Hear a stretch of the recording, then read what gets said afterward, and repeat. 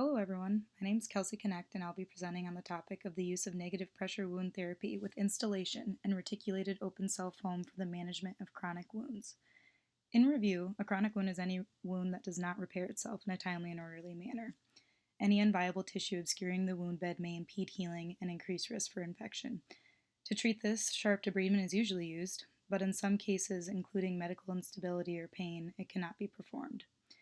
Now, negative pressure wound therapy has been around for a while, but the novel addition of topical solution installation and use of reticulated open cell foam has recently entered practice.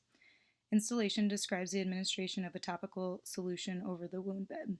The installation includes a dwell time for the solution, which also allows periodic deposition of the solution. The reticulated open cell foam contains large holes that loosen up necrotic tissue and remove thick exudate from the wound bed to improve healing during the negative pressure wound therapy. A contact layer of the open cell foam is placed in the wound bed with a non-porous cover layer on top. A seal is formed once the tubing is placed. Image 1 shows the setup of the treatment, and Image 2 represents a common unit used for the negative pressure wound therapy with installation. Installation happens first, and the dwell time for the solution in the wound bed lasts anywhere from 2 to 10 minutes. Following the dwell time, the vacuum-assisted portion of the negative pressure wound therapy lasts from 30 minutes to 4 hours, set at approximately negative 125 millimeters of mercury. Treatment may last up to 15 days, with dressing changes every 2 to 3 days. So what is known about the treatment efficacy? Ultimately, it has been seen to improve visualization of the wound bed and remove non-viable tissue in patients that cannot tolerate other forms of debridement.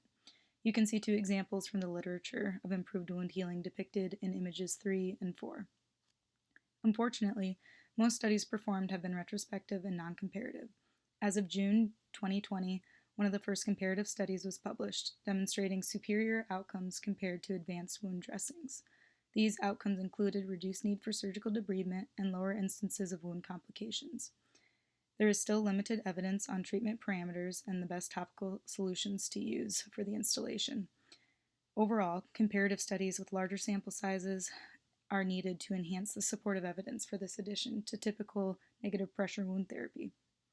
What is the clinical relevance? Well, this method of treatment may speed up wound healing in chronic wounds and may improve the stability of the wound to facilitate the next stages of healing. The additional installation may improve wound bed cleansing, and the additional reticulated open cell foam dressing may also help loosen up non-viable tissue and remove thick exudate, improving healing. Overall, eliminating the need for surgical debridement may also cut healthcare costs. Thank you for listening.